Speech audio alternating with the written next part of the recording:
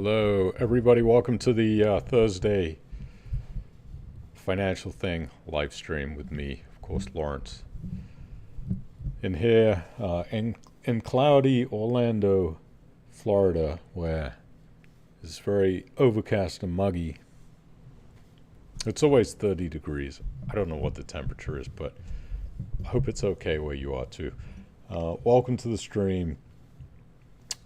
I think we're going to do a shorter stream tonight. That is my goal. Has always been to kind of get it to be a little bit shorter. Sometimes there's more stuff to talk about than other weeks. So tonight I think is going to be one of those shorter ones. We'll see what happens. I always say that every week and it never happens. But I think this one will be a shorter stream. So welcome to everybody who is live watching, and to everybody in the future, welcome to you too. Hope you enjoy the information. We're going to have a chit chat about few different things tonight. A little bit of P2P lending news. Not much in the news. It's been a quiet week. Some things from the mailbag. I got a couple of interesting questions that we'll go through and talk about some of the things that are going on in the investment world. And yeah, that's really about it. Quick housekeeping. Of course, our sponsor for the show. If you could call it a show, is it a show? I don't know what it is. It's just a discussion. But the sponsor of this discussion is Cufflink, of course. You can earn up to 9.13% gross per annum, over £350 million invested since 2016, and zero investor losses to date. Remember that your capital is at risk. Very important to remember that. Don't invest unless you're prepared to lose money. Please check rates on Cufflink's website, as investor rates do change from time to time. You can sign up using the link below in the chat, or go to join.cufflink.com/financial-thing. I do keep getting this question about the rates for Cufflink, and I just wanted to kind of reiterate that those rates are not any year now. These are not the new rates. Everybody's asking me, what happened to the 10.25% rate? Well, it's gone. It doesn't exist anymore. It's gone down to 9 or 8 something. I think 8% plus. But now you can get a 9.13% on the 2-year product instead. So, yeah, for everybody who keeps emailing me and asking me about the rates, they have changed. As I do say, the rates do change from time to time. That's why you got to check on the website. But still a good rate, 9.13% for 2 years. If you don't mind locking your money in, I think interest rate's going to come down, so not such a bad deal. Hi to everybody in the chat who is watching live. We got Paul Bagworth in Kenilworth, Mike Powell, Dave Dawson, Paul New in Stockport, Stephen Haling, and very chilly Nottingham. Is it chilly already? Yeah, I guess we're coming into what we call in America the fall, what you would call the autumn, where the weather is starting to change. It just doesn't feel like that here. It's still so hot.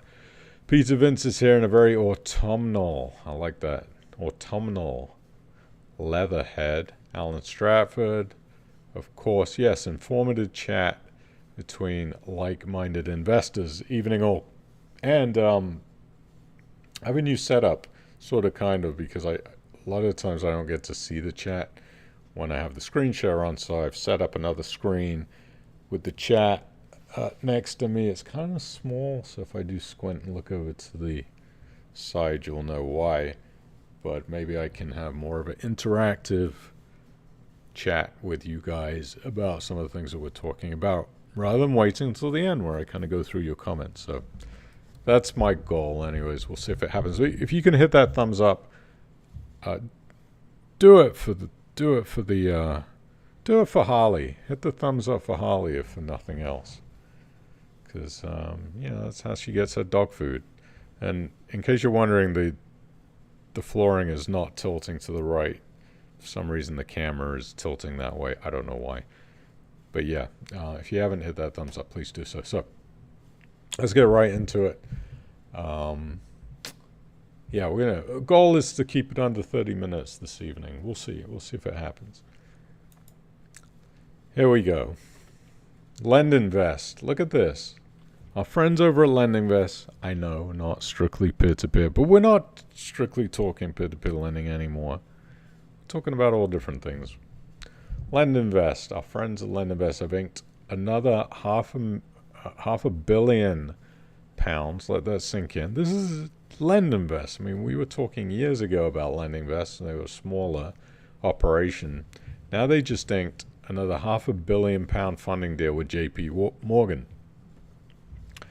This brings the total of JP Morgan's investment in the specialist property lenders to £1.5 billion. LendInvest now has more than £4.5 billion in funds under management. It'd be interesting to see how much of that $4.55 billion is actually from retail investors like you and me.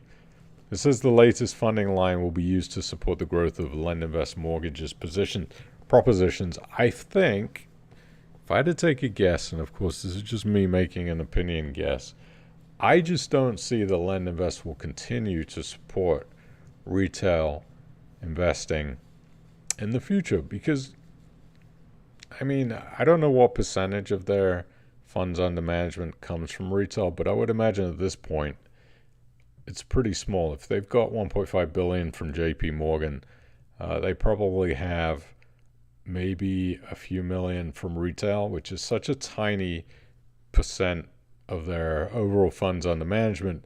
You would have to think that eventually LendInvest is going to say it's not really worth servicing the retail side anymore, even though, of course, that is where they got their start, was from retail. But I don't know. There's some pros and cons to obviously using credit lines from a big super finance company like JP Morgan. Number one, it's going to be more expensive for them to borrow that money than it is to get it from retail. However, they're not going to get £500 million of money from retail, so they've got to have institutional funding lines like that to grow the business. So it'd be really interesting to see within the next year if LendInvest continues to support retail. But I have a feeling they're going to be one of the big ones that will no longer continue to service retail. I have found LendInvest to be a very, very easy set and forget investment. I don't have a ton of money invested in there, but I found it to be one of the easier ones. They don't really pay very good returns as far as relatively against other investments for what they do and for the risk level. They're okay. I mean, what are you getting? Like maybe 6% if you're lucky. But for the risk level, I don't think that's super, super attractive. But they are very set and forget. So it's an easy investment. Not financial advice, of course. Moving on. It says earlier this year, LendInvest had announced it secured a £42.5 million funding facility with an unnamed global alternative. Oh, gosh, I need a drink. I mean, this is crazy. Here we go. They announced that they had secured $42.5 million funding facility with an unnamed global alternative investment manager. According to the firm's 2024 annual report, they had a pretty big loss, $27.3 million, and that was blamed on last year's performance on a challenging year for the property market. Let's keep an eye on them. Let's see if we get that email message from them one day saying, we're not going to support retail anymore. What do you think? Do you think that's going to be the case? You think LendInvest will continue, retail or not? Shojin, there's our guy Jatin on Deer. Need to have him come back on the stream. I'm going to send him an invite this week. Shojin is set to unveil new partnerships. It is secured at a fintech event in Saudi Arabia as it looks to show its presence in the Gulf. Shojin has been on a global expansion drive of late. Last month, it announced it had partners with Asian digital securities exchange Alta to expand its offering to a wider investment base over there in Asia. And in May, it unveiled 6 new hires as part of its continued international growth strategy. Interesting, Saudi Arabia, of all places. It's a bit of a touchy place over there in the Middle East, so we'll see what comes of that one. Had a email from Bondora for all of you Euro peer-to-peer investors saying that this increase now confirmed on the entire Go and Grow portfolio. Anything that you invest over the monthly limit, now you can earn up to 6.75% per annum. Go and Grow is like the set and forget sort of auto invest that Bondora offers. It's, again, not bad. Some of their loans that they aggregate on that platform are quite a bit higher than 6.75%. If you want to get better returns with them, you're going to have to do self-select investing if you're a Euro person, but that's kind of a pain, to be honest. I don't tend to do that. It used to be a very, very early on Bondora investor, not anymore. They call that higher yield returns. I don't know if that's particularly higher yield. It may be in 6 months when the interest rates go down. But for a European peer-to-peer lender, I wouldn't say that that's particularly high yield, but you can get that if you want to do a set and forget. And you can adjust those auto portfolios too. So we'll see what happens. This is an email that I get nearly every week. So I haven't read one for a while, but I got this back in August from Penny. Thank you, Penny. Hi, L. What is your number one go-to peer-to-peer lending company right now? Well, when you ask questions like this, you got to provide more information because it's a very, very broad topic answer that really depends on a few things, right? What is your risk factor? What kind of risk do you want to take? How much money do you have to invest? And some other factors that go into it. Like one thing that a lot of people seem to miss about peer-to-peer is, again, it is a investment that comes with risk. So if you were to lose that money, what would it mean to you? But since this is a very broad question, I have to pick one. It's a difficult one. You kind of, really, it's a tricky one. I mean, because there's a few, right? There's a few that I would go to.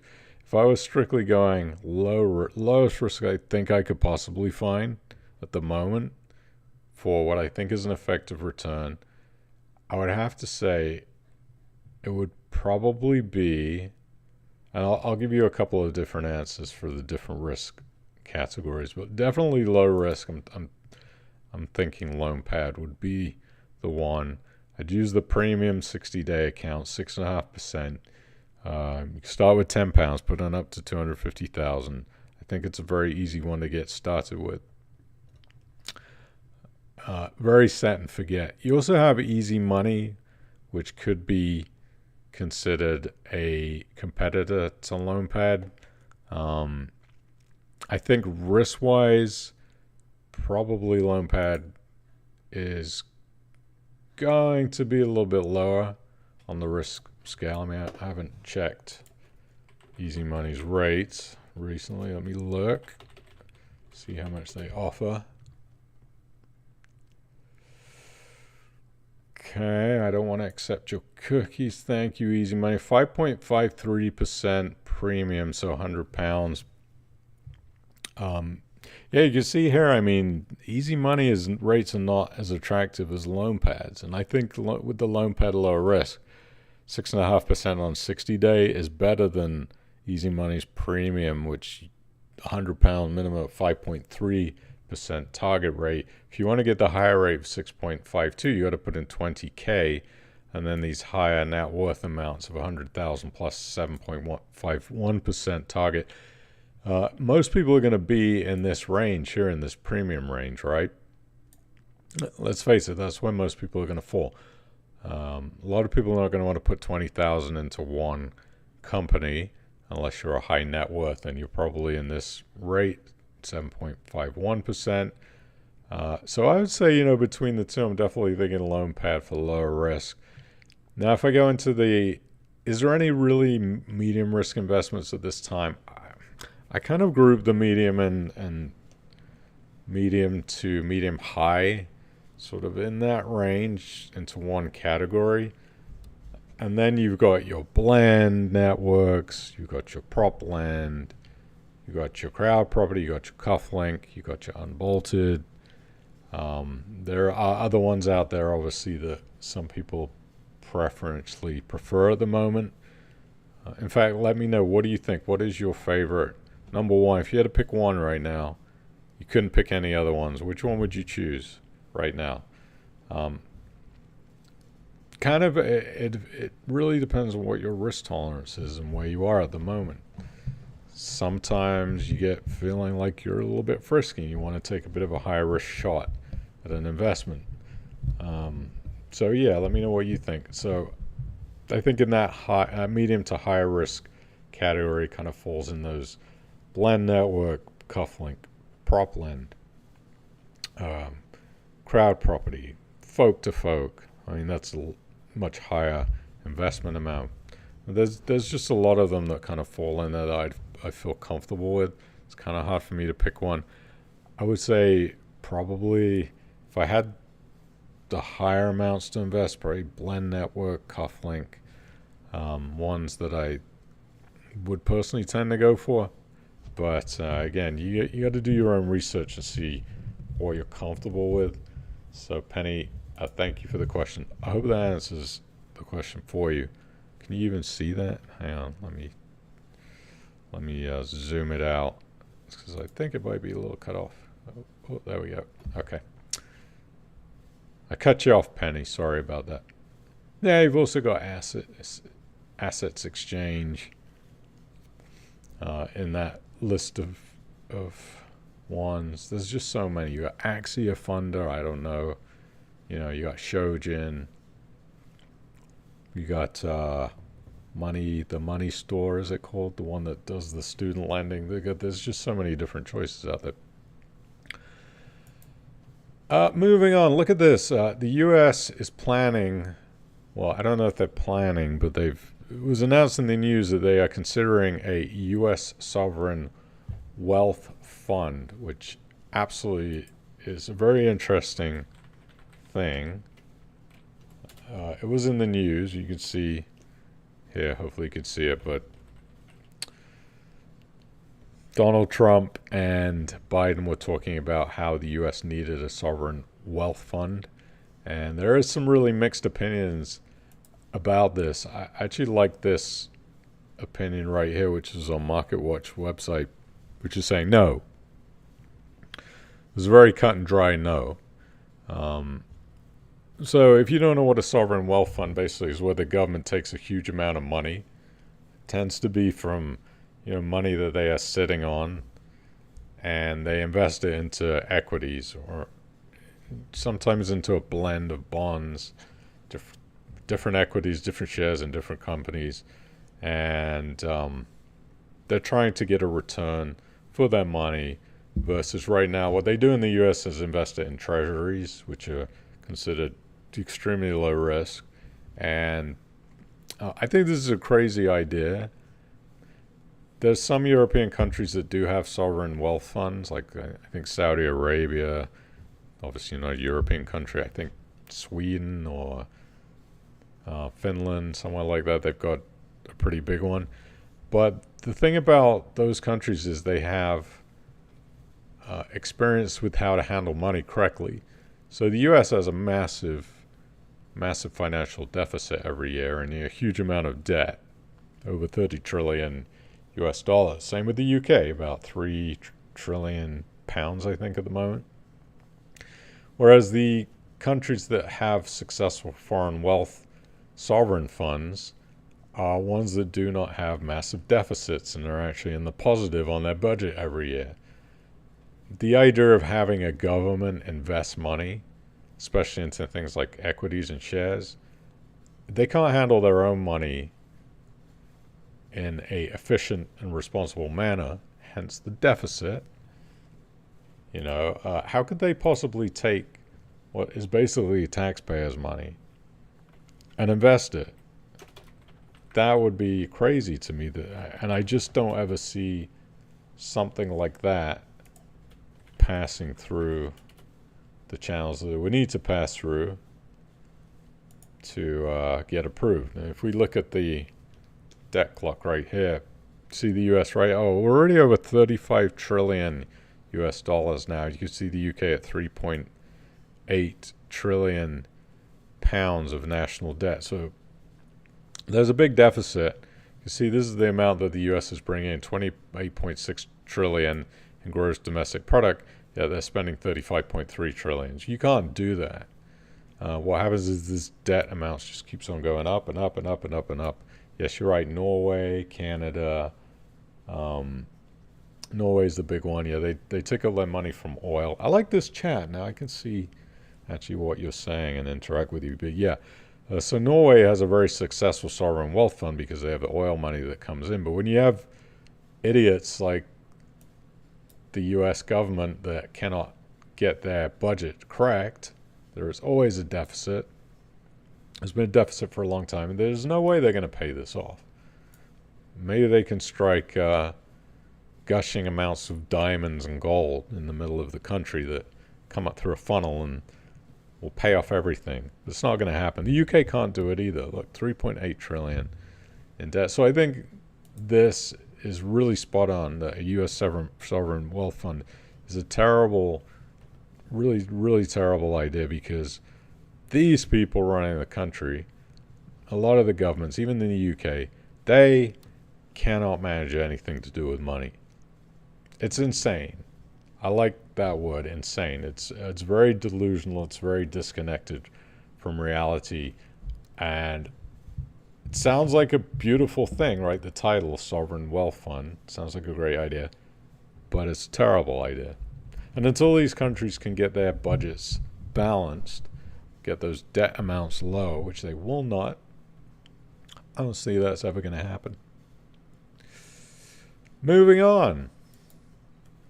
Saw this article. This is the worst performing funds, unit trusts, as we call them in the US, mutual funds in the UK. This is the top 10 worst performing dog funds. I don't know if you've seen this website, but I highly recommend go visit it. It's called bestinvest.co.uk, and they have this thing called Spot the Dog, which is a list of the worst funds that are offered to UK investors. I highly recommend go sign up for this. This website, Best Invest, is encouraging people to do your own DIY investing. Do not let anybody else do it for you. And in order to do that, you need to know what the bad funds are. Now, if you invest in index trackers, you don't ever have to worry about this because you're not going to have to pick actively managed funds that are doing stupid things like this. But if we look at the number one top performing fund, the number one top useless fund, not top performing, it's an Artemis fund. And Artemis is a very big name in the UK investment world. Now, it's granted it's a very small fund. I think that's what 100 is that 10 million? 10 million pounds, 0.01 billion pounds. But this is a global fund. Positive future funds minus 71% for a 3-year performance. And we have Bally Gifford. This is a $500 million. Think about this. This is a £500 million fund. Now, if you put in £100 after 3 years, you'd have 40 now. That's minus 65%. That's terrible. That's really bad. We've got an AXA fund here, People and Planet Equity Fund. Another small fund, £80 would be what you'd have left after 3 years if you put in 100. It keeps going. We got Bally Gifford Japanese. Down here we got an LNG Future World Sustainable Fund. £140 million in that one. It's down 51% after 3 years. And even this Bally Gifford European Fund, excluding the UK, that's again an almost a £500 million fund, down 46% after 3 years. So those are the top 10 worst performing funds for 2024, and this was released in August of 2024. If you want to read that whole list, it has a whole list. Where is it? Here we go. You can read this report.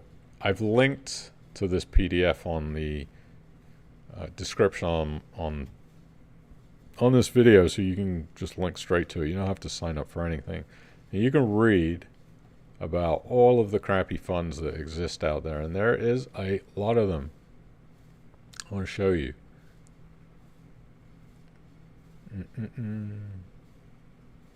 Oh, you can also go to their search feature that they have on their website, but I want to show you how many bad funds they have listed. I think it's on page 24, 22. Let's look here. These are all the UK terrible funds that exist out there that you probably want to run away from. I personally run away from anything that has a fund manager that is actively traded because of this exact reason. But you can see everything here. There's even Fidelity on here. Fidelity UK Opportunities. We got stuff from LNG. We got stuff from M&G. We got stuff from AXA. Jupiter. Schroeder. Aviva. Look at this. Aviva Investors UK listed equity unconstrained. If it has a long title in the name, you could probably bet that it's going to do crappy. We got equity income funds from Premier Miton. Aberdeen. HL, that's Hargreaves Lansdowne, I believe. Really bad. We got Octopus, Royal London. The list just goes on and on. These are the bad funds. So go sign up. It's bestinvest.co.uk. You could do a search. Top performing. I think you can search the dog funds. Let's look at the top performing funds for 5 years and see what they come up. Legal and General Global Technology Index. And here you can, on the left side, you can go to the dog funds.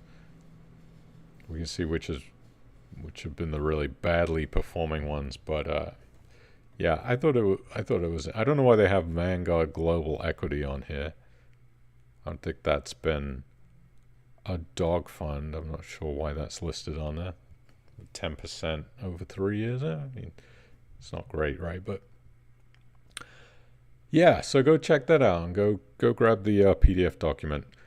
How has the market been doing this week? We've had a bit of a bump up. We had this drop off on Friday. It was the Friday that nobody wanted to see. The S&P 500 crapped out between Tuesday. We had this terrible week, and then, as bipolar markets do, which is what this market is, it has bounced back. We're at 5590 right now, down from we were at 5381, I think, when it was at its lowest point, somewhere like that. So the trading 212 portfolio, let's go check that out. We're better. This portfolio was absolutely in the toilet. It was down, I think, in the low 19,000s. We have come back to 20,559, and there's been a change in the portfolio. Rivian is gone. Rivian has been ejected from the list. I just kind of had enough of, it is supposed to be an active portfolio, and I'd given it a good chance, several months. And yeah, I decided to ditch it. I'll show you what the loss was on it. It was a small loss. I mean, not the end of the world. Right here.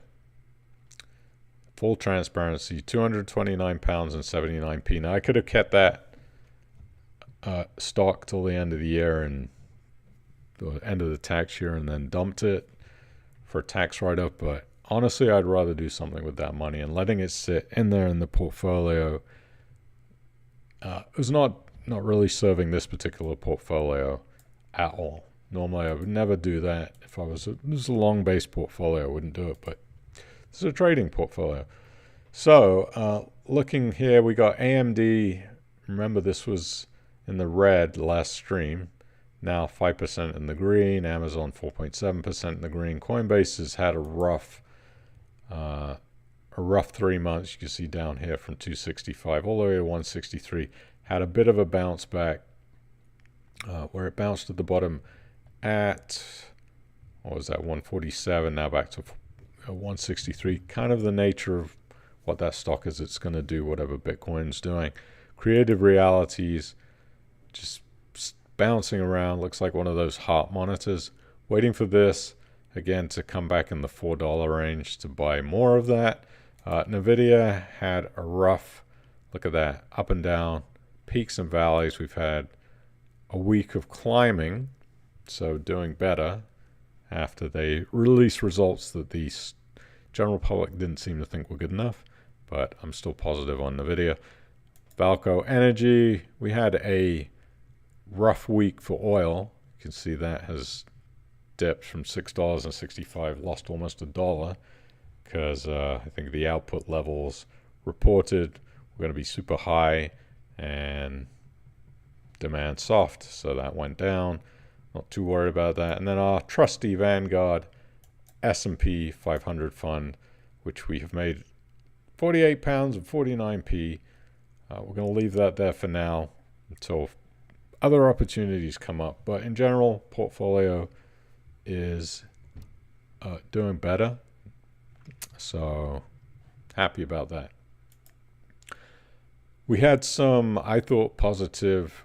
We have an inflation report that I think comes out on September the 18th for the UK. It's going to be really interesting to see what that inflation number is, or what they report inflation. As you can see here, this is an interesting website, countryeconomy.com. Shows you the different interest rates, CPI, deficit, all these different numbers, inflation, unemployment numbers. You can see here, this is the reported inflation rates for the UK and the US. These colors are just so similar, it's quite hard to see, but if you hover, see the US is the bottom line here, this blue one, and the UK is this top line. Look at this inflation back in 1975, 26.8% was the UK inflation rate. That's insane. A massive drop. So right now, if we zoom in, I think the UK is running about 4. Let's see what we got. UK running about 2.2%. Trekked up just a little bit. It'll be interesting to see on the 18th what happens, because that, I think, is also the date of the Federal Reserve in the US when they also report about interest rates. So it's going to be really interesting to see what happens that day. But you can see the US's inflation rate has dropped now to 2.5% reported. Everybody knows that's not the real inflation rate, but hence the markets are enjoying these inflation numbers. And I think if they continue to report inflation rates in the 2s, you're going to see these markets, even though they'll be choppy because of the US general election this year, I think you'll see the general markets like those inflation numbers. Another mailbag letter. This one just says subject help. Hello, I have a bit of a conundrum. I like that word. And I know you answer some questions on your YouTube weekly, so here's hoping you'll answer this one. It's your lucky day, Linda, in Sussex. My mother's 82 years young, used to be with a financial advisor at Charles Stanley. After watching some of your videos about investing, I decided to have a look at her portfolio. Very good that you did that. And realized how poorly it was performing compared to the S&P 500, about 6% for the last 3 years. Most of the portfolio was invested in UK single shares like BP and AstraZeneca. I ended up instructing Charles Stanley to sell everything, and I'm now handling all the investment for Mum. The conundrum is we are sitting on cash.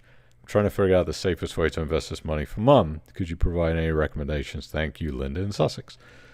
Yeah, that's a great question. I dealt with this for my own mother, or my late mother, who was in her 80s, and it was always a little difficult. Now, I'm presuming that this money isn't needed, because if you have it invested, it's probably, especially in single stocks, it's probably not money that she needs right now, but maybe it's money she wants to be able to access. So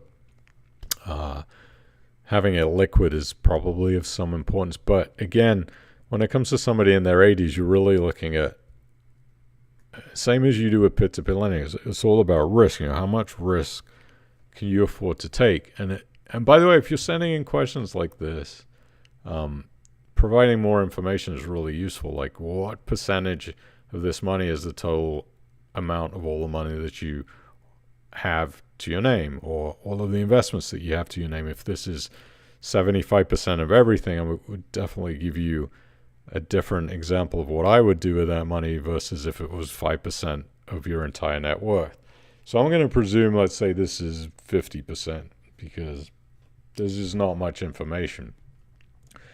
And I think it's a good question for you listening out there. What would you do? How would you invest in 82-year-old's money? Because you don't have time, as much time. I mean, of course, we hope that Linda's mother lives to be 150, but realistically, average age of people nowadays tends to be in their low 80s. And she does need that money. She doesn't have a ton of potential time where if the stock market were to poop itself, she may not have 20 years to wait for that stock market to come back. So, and again, my answer is going to be different based on, are you asking me, should you put it in different things or should you just put it into the stock market? And again, I'll presume that you just want to take this money, you just want to put it into the markets. So what I would do for an 82-year-old person, I think I would take definitely less risk. I might take half of the cash and put it, of course, there's only one place to put it, in my opinion. Put it into an index tracker. If it's a global one, fine, you want to do that. I always go to Old Faithful, you know this. Probably get sick of me talking about this. The Trusty Vanguard U.S. Income, U.S. Equity Index Fund. You could choose the income model if you want. I personally don't do that because the yield on it is just not really that great. You get a 1% dividend yield. It's just not really worth it. And look at the difference between the price of the income fund, £772.99 to get a 1% payout on your income. That doesn't make any sense. What you want to do is take the accumulation choice. Look at the difference, £942. So that's compounded. Everything that fund makes is going back into the NAV price. So 942.15 looks a heck of a lot better to me than 772.99.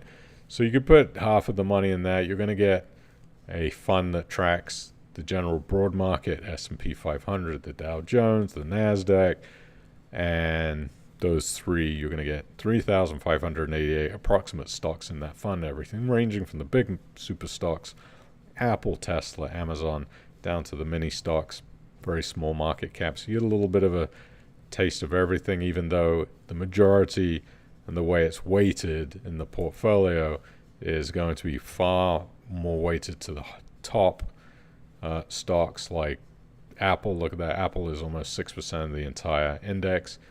And then you can see if you click through, I'm not going to go all the way, but say to page 30, you've got Pulte Group or Delta Airlines, which is 0.05% of the fund. So it's weighted depending on how big the companies are, what their market caps are.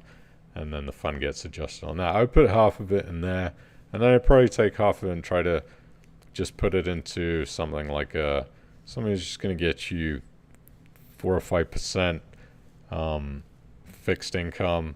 You could put it in something like the Trading 212 portfolio. Let's see. They have, let's see, I've got some cash in here. You can see here, you can get 5% in the Trading 212 portfolio.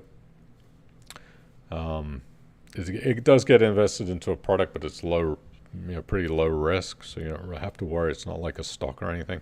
I forget what it is that it gets invested in, but it's I think it's a BlackRock fund with a lot of bonds and things in it. So it's not going to be FSCS protected, but neither is the Vanguard Equity Fund either. Nothing when it comes to investing this way is going to be FSCS protected unless you put it in a savings account. But presuming you want to invest it, I'd take half of it, put it in that, and take half of it and put it in the index tracker. Easy. I hope that answered your question. And then one more question. I really like your YouTube show. Thank you. Thank you for these nice emails. Really nice to get these emails. Sometimes I think that nobody really cares about this stuff, but it's nice to know there are people that and I know you guys out there do enjoy it because you show up every week and you watch. So and you hit that thumbs up and you subscribe and you support the channel. Some of you join up to Patreon. Thank you for that. By the way, the loyal Patreon subscribers, thank you so much. Lawrence, I really like your YouTube show, Top Stuff, even though some of it goes over my old head. Some of it goes over my head too, Jeff. I'm in no way a fan of cryptocurrency in general, but my son thinks Bitcoin is a good investment. He's only 18 and doesn't know much, but he swears by Bitcoin. I'm trying to get my head around it, so I thought I would ask you a question. Give me one single good reason why I'd want to buy some of this mumbo jumbo digi money. That might be the best description I've ever heard of Bitcoin. Mumbo jumbo digi money. Thank you, Jeff. Okay, so I was thinking about this. Now, I could tell you everything about Bitcoin, why I think it would be a place you want to put some money. But I saw some information about iPhones. This week we had a new iPhone release. For anybody out there that's an iPhone buyer, right? You may see every year Apple comes out with new phones. So Tuesday this week, we had a new iPhone release, the iPhone 16. So I started thinking about how much iPhones cost from their first generation in 2007, when the very first iPhone came out. Seems such a long time ago. To now, we got the iPhone 16, 17 years later. And I came up with this chart. And this is why, I think is the single best reason why I could say Bitcoin might be for you. Let's check this out. Right here, this chart shows how much an iPhone costs, what the cost relative now, including inflation, would be. So if this were today's price, this is the cost in pounds. And this is how much the iPhone would cost you if you would have paid in Bitcoin. So you can see the first gen iPhone in 2007 cost a whopping £499. Now back then, that was a lot of money. When that first iPhone came out, it was revolutionary, right? So now cost including inflation, today's money, that'd be $755, which is 381 pounds. Sorry, the cost, let me rephrase that. This cost right here does not include inflation. I didn't have time to bake that inflation cost, but 381 pounds was the cost of the first phone. But in US dollars, 755 pounds, which I think would be around conversion rates, 550 pounds. You can see the inflation has made that phone quite a lot more expensive. If we continue through there, iPhone, then we got the 3G, the 3GS, and then this is when I started to be able to calculate how much Bitcoin it would cost you to buy the phone. Now, it would be an iPhone 4 in 2010 when this price significantly dropped. Apple reduced their prices from $499 for the first one down to $199. This was a deal back then, right? Inflation in the US, if you added that in, $272, $199 US dollars was costing you 400 pounds. That would have been 2,857 Bitcoins to buy an iPhone, right? A lot of Bitcoins. But if we look down this list, obviously the prices of iPhones really started to go up in 2012 when went up from $199 all the way up to $649. Well, massive jump, right? And then we sort of saw the price bounce around between $699 and went up to $999. On 999 pounds, this is when they were selling it for the same price. They started changing it so it was even almost with, you can see here from the iPhone 8 was when they did par. $699 US dollars, the phone was costing you 699 UK pounds. And then you can see the price kind of went all the way up to 999 pounds on the iPhone X in 2017, which was the equivalent of 1,278 US dollars. And, back then, 999 US dollars. All the way down to the iPhone 16, 799 US dollars, and it's going to be 799 pounds. You can pre-order those tomorrow. But this single reason I could tell you, look at the price per Bitcoin of how much a phone costs. This has dropped. So it went from 2,857 down to the 4S, which costs you 16.6 Bitcoins, the iPhone 6, 2.17 coins, all the way down to the iPhone 16, 0.014 Bitcoins it would cost you to buy the iPhone. So obviously this is all being caused because of inflation. The price of cost of goods are going up. The value of the fiat currency is getting low. The price of Bitcoin has been increasing. And I would say if there's any simple layman's term to explain why, not financial advice, but why you might want to consider having something that's separated from the inflation market, because the pound is connected to inflation, and so is the US dollar and all other fiat currencies. In fact, if we go to this country.com, we can see here the CPI rate in a place like Argentina is 236.7%. That's not good. This can happen in countries. Look at the inflation in Argentina. It's always been relatively high, but in 2017 it was 6%. Now the inflation in Argentina was over 289%, and now dropped back a little bit.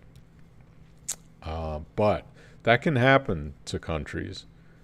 Now, it happened in Germany. It could happen to certainly any first world country. Happened in the UK, right? Inflation went to, right here, case in point. Look at that, 26.9% inflation in the UK in the 1970s. So there's one single good reason I could tell you to consider maybe that what your son is telling you is correct, would be these numbers right here, and how this price in Bitcoin has dropped compared to the price of how inflation is eating away your dollars and pounds in order to buy products that you might need.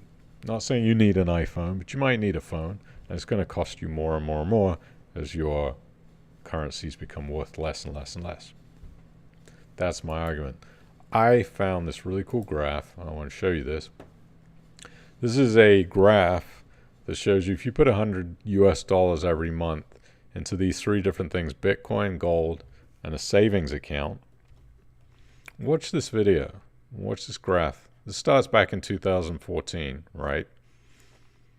Okay, and it goes through. And it's it's kind of like a timeline. Check this out. There we go, 2015. You can see who's winning the race. Gold. Oh, gold is winning briefly. And we can see savings almost tracking gold. Look at that. I think it's clear to see what is going on there. Still a big gap, even with this volatility of what was going on with Bitcoin. That's really interesting to see how the gold and savings down at the bottom are just sort of tracking along to the right, not really doing much. Obviously, interest rates not going to go too crazy high to where you're going to get massive amounts of savings in your savings account, which are FSCS protected. But I've always said volatility is definitely your friend. So where things really started to get interesting were here. You see March of 2015 when gold is ahead of savings, right? And then things start to even out. We can see this big jump. But you can see how savings and gold really just kind of tended to mirror each other. See over here? Boom, boom. This is a fascinating video, though, to see how those two are very interconnected down here, gold and savings. And I think it's another good reason why, of course, even if you just put a little bit of money in every month, if it's £10, whatever you're comfortable with, just as a hedge, if nothing else. Maybe I'm going to be wrong about this. Who knows? We'll see in the future. The Bitcoin rainbow is still showing that this is a good time right now. We're here. See here, this is saying we're still in this fire sale part right down here.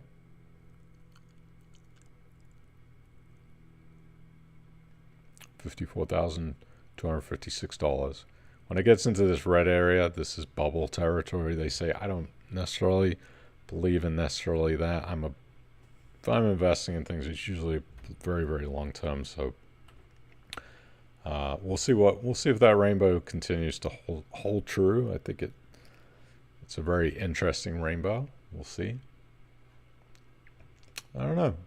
That's just my thoughts. So I hope that answers the question for you. Let's close this out. Yeah, so you see I did not keep it under 30 minutes. I thought we were going to keep it under 30 minutes, but we'll see.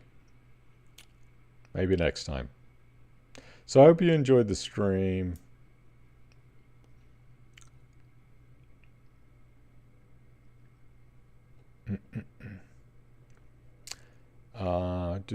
I'm not comparing like for like. The specs are different. Well, I mean, no, of course I'm not. Of course the specs are different, and we're just looking at how much the new generation of a product costs that people have to spend their money on, and what the different costs of that is compared to a inflation fighting financial product that hopefully will protect your money rather than pounds or dollars, where due to the government's poor choices and poor money management, well, your money is going to get eaten away by inflation. So, but there you go. That's what that is designed to see. It's not about comparing how much, a different spec of an iPhone from 17 years ago, of course, is going to have different technology and would cost basically nothing now.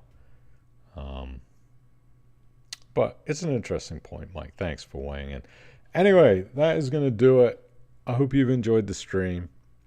Harley is well and truly knackered out. We'll be back next Thursday for more investing chat, more interaction.